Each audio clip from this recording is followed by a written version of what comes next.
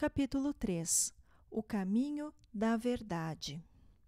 Quando o cavaleiro acordou, Merlin estava sentado silenciosamente ao seu lado. Desculpe por ter agido de maneira tão pouco gentil, disse o cavaleiro. Minha barba ficou toda encharcada, ele acrescentou desgostoso. Não precisa se desculpar, disse Merlin. Você acaba de dar o primeiro passo para sair dessa armadura. O que você quer dizer? Você verá, replicou o mago. Em seguida levantou-se.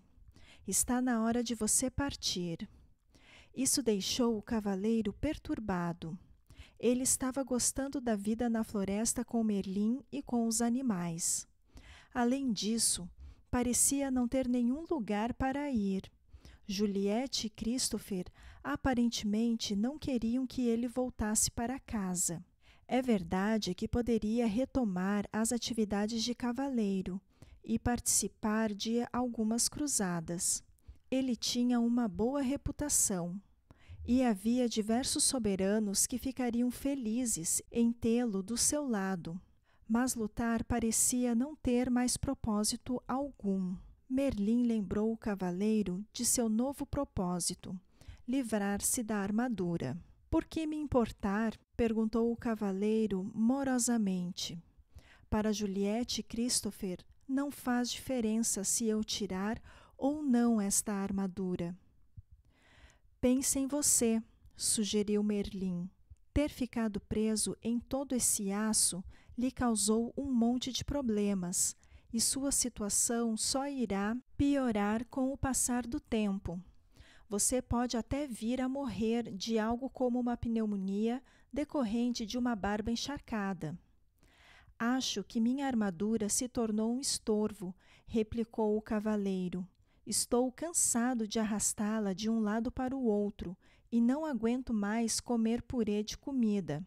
Por falar nisso, não consigo nem coçar minhas costas quando tenho vontade. E faz quanto tempo desde que você sentiu pela última vez o calor de um beijo, a fragrância de uma flor ou ouviu o som de uma melodia bonita sem que essa armadura se interpusesse no caminho? Nem lembro, resmungou o cavaleiro tristemente. Você está certo, Merlin. Tenho de retirar essa armadura para mim mesmo. Você não pode continuar a viver e a pensar como fazia no passado, continuou Merlin. Essa é a principal razão por que ficou encarcerado nessa prisão de aço. Mas como conseguirei mudar tudo isso? Perguntou o cavaleiro inquieto. Não é tão difícil como pode parecer, Merlin explicou, conduzindo o cavaleiro até uma trilha. Este foi o caminho que você percorreu para chegar a esta floresta. Não percorri nenhum caminho, disse o cavaleiro. Estive perdido durante meses. É comum as pessoas não terem consciência do caminho que estão seguindo, replicou Merlin. Você quer dizer que este caminho estava aqui, mas eu não conseguia vê-lo? Sim, e você pode voltar por ele, se quiser. Mas ele conduz à desonestidade, ganância, ódio, ciúme, medo e ignorância. Você está dizendo que eu sou todas essas coisas? O cavaleiro perguntou indignado. Às vezes, você é alguma delas, Merlin admitiu sossegadamente. O mago então apontou para outra trilha. Ela era mais estreita que a primeira e bastante íngreme. Parece uma subida e tanto, observou o cavaleiro. Merlin concordou com a cabeça. Este, ele disse, é o caminho da verdade. Ele torna-se mais íngreme à medida que se aproxima do cume de uma montanha que fica lá longe. O cavaleiro olhou para aquela trilha escarpada, sem entusiasmo. Não sei se vale a pena. O que vou ganhar quando atingir o topo? É o que você vai perder, Merlin explicou. A armadura. O cavaleiro ponderou sobre isso. Se retornasse pelo caminho que tinha percorrido antes, não havia esperança de remover a armadura. e ele provavelmente morreria de solidão e fadiga. Parece que a única maneira de se livrar da armadura era seguir pelo caminho da verdade, mas assim ele poderia morrer, tentando escalar aquela encosta tão íngreme. O cavaleiro olhou para o difícil caminho à frente. Depois olhou o aço que cobria seu corpo. Está bem, ele disse resignado. Tentarei o caminho da verdade. Merlin gostou.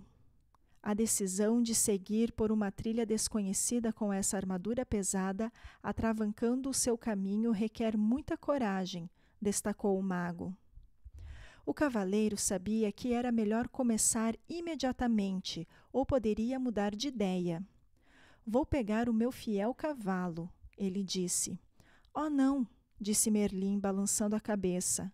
Há trechos no caminho que são estreitos demais para um cavalo passar. Você terá de ir a pé. Perplexo, o cavaleiro se estatelou sobre uma pedra. Acho que prefiro morrer com uma barba encharcada, ele disse com sua coragem esvanecendo rapidamente. Você não viajará sozinho, Merlin lhe disse. Esquilo o acompanhará. O que você espera que eu faça? Que monte nas costas do esquilo? Perguntou o cavaleiro, temendo o pensamento de fazer aquela árdua viagem com um animal de fala esperta. Talvez você não possa montar sobre mim, disse Esquilo, mas vai precisar de mim para ajudá-lo a comer. Quem mais vai mastigar nozes para você e empurrá-las através da viseira? Rebeca, que ouvira a conversa de uma árvore próxima, sobrevoou o cavaleiro e pousou no seu ombro. Também vou com você. Já estive no topo da montanha e sei o caminho, ela disse. A disposição dos dois animais em ajudar conferiu ao cavaleiro a coragem de que ele necessitava. Bem, não é incrível? Ele disse a si mesmo, um dos cavaleiros de elite do reino precisando ser encorajado por um esquilo e um pássaro. Ele fez um esforço para ficar em pé, sinalizando a Merlin que estava pronto para começar sua viagem. Enquanto caminhavam em direção à trilha, o mago pegou uma estranha chave dourada que estava em seu pescoço e entregou-a ao cavalheiro. Esta chave abrirá as portas dos 3 castelos que bloquearão seu caminho. Eu sei, gritou o cavaleiro impulsivamente. Haverá uma princesa em cada castelo e eu matarei o dragão que a mantém cativa e a salvarei. Basta! Interrompeu Merlin, não haverá princesas em nenhum desses castelos. Mesmo se houvesse, você agora não tem a menor condição de resgatar quem quer que seja. Você tem de aprender a se salvar primeiro. Repreendido dessa forma, o cavaleiro calou-se e Merlin continuou. O primeiro castelo chama-se Silêncio. O segundo, Conhecimento. E o terceiro, Vontade e Ousadia. Depois de entrar neles, você encontrará a saída somente depois de ter aprendido o que está lá para você aprender. Do ponto de vista do cavaleiro, isto não parecia ter graça alguma, comparando com o salvamento de princesas. Além disso, no momento, visitas a castelos realmente não atraíam muito. Por que não posso, simplesmente, contornar os castelos? Ele perguntou amuado. Se fizer isso, você se extraviará do caminho e com certeza se perderá. O único meio de chegar ao topo da montanha é atravessando esses castelos, Merlin disse com firmeza. O cavaleiro suspirou profundamente, enquanto mantinha o olhar fixo na trilha estreita e íngreme à sua frente. Ela desaparecia entre altas árvores que se destacavam contra um agrupamento de nuvens baixas. Pressentiu que essa jornada seria muito mais difícil do que uma cruzada. Merlin sabia o que o cavaleiro estava pensando. Sim, ele concordou. Há uma outra batalha a ser travada no caminho da verdade. A luta será aprender a amar a si mesmo. Como farei isso? Perguntou o cavaleiro. Para começar, você tem de aprender a se conhecer, respondeu Merlin. Essa batalha não pode ser vencida com sua espada, portanto, pode deixá-la aqui. O olhar gentil de Merlin pousou sobre o cavaleiro por um instante. Depois ele acrescentou: se você encontrar algo que não consiga lhe dar, basta me chamar e eu irei. Você quer dizer que pode aparecer em qualquer lugar que eu esteja? Qualquer mago que se respeita pode fazer isso. Merlin respondeu e em seguida desapareceu. O cavaleiro estava assombrado. Ora, ele sumiu. Esquilo concordou. Algumas vezes ele faz realmente coisas do arco da velha. Vocês vão desperdiçar toda a energia falando, Rebeca os repreendeu. Vamos em frente. O elmo do cavaleiro rangeu, enquanto ele assentia com a cabeça. Eles começaram a marcha com o esquilo na frente e o cavaleiro com Rebeca no ombro atrás. De tempos em tempos, Rebeca voava em missão de reconhecimento e voltava para relatar o que vira. Após algumas horas, o cavaleiro desmoronou exausto e dolorido. Não estava acostumado a viajar de armadura sem estar montado no cavalo.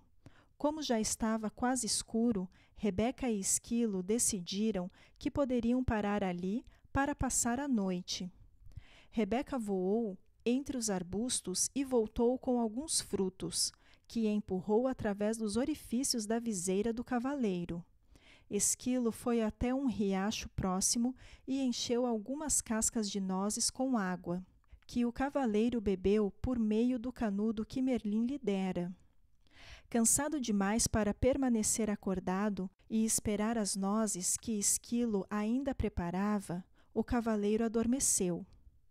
Ele foi acordado na manhã seguinte pelo brilho do sol nos seus olhos. Desacostumado com o clarão, ele semicerrou os olhos. Nunca antes sua viseira havia permitido a passagem de tanta luz. Tentava compreender esse fenômeno, quando percebeu que Rebeca e Esquilo olhavam para ele, tagarelando e murmurando excitados. Empurrando o corpo até uma posição sentada, subitamente se deu conta de que conseguia ver mais do que no dia anterior e podia sentir o frescor do ar de encontro ao seu rosto. Parte da viseira havia rompido e caíra. Como isso aconteceu? Ele ficou pensando.